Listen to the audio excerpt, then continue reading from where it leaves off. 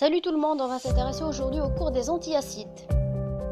Ces topiques antiacides sont des produits à base de sel d'aluminium et de magnésium qui ont la propriété de diminuer l'acidité gastrique.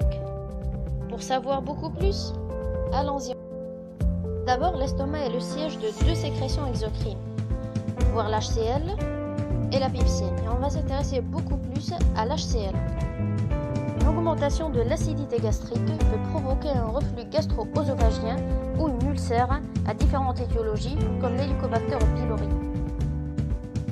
Une fois les aliments dans l'estomac, les neurones vont stimuler les cellules G à la sécrétion de la gastrine, qui va passer dans la circulation sanguine et qui va stimuler les cellules entérochromatophines pour la sécrétion d'histamine.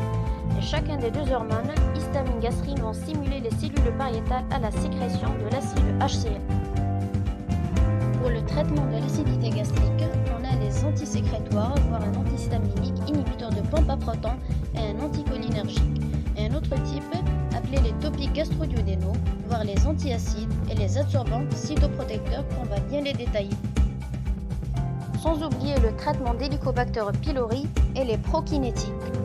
Ces traitements vont agir comme étant des antiacides et des antisécrétoires qui diminuent l'acidité gastrique ou bien des pansements gastriques qui renforcent l'action protectrice de la muqueuse.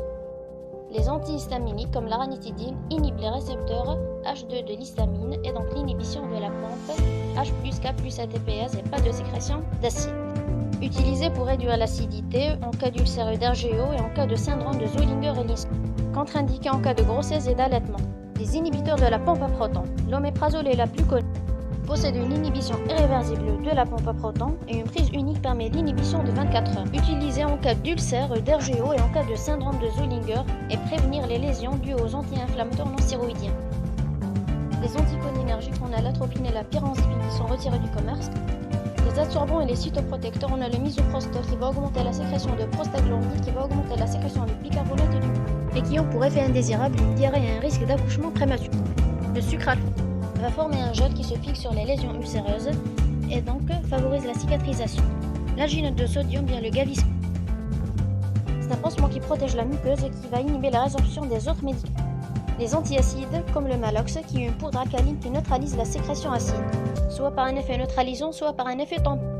Le schéma thérapeutique d'Helicobacter pylori se fait en deux phases. La phase d'éradication par une double dose d'un antiacide et de 2 antibiotiques et la phase de finalisation qui se fait par une simple dose d'un antiacide. Enfin, les prokinétiques agissent en accélérant le vidange gastrique, en augmentant le tonus du sphincter, en augmentant la motricité, en diminuant la fréquence et la durée des reflux. Merci pour votre attention, n'oubliez pas de vous abonner à la chaîne.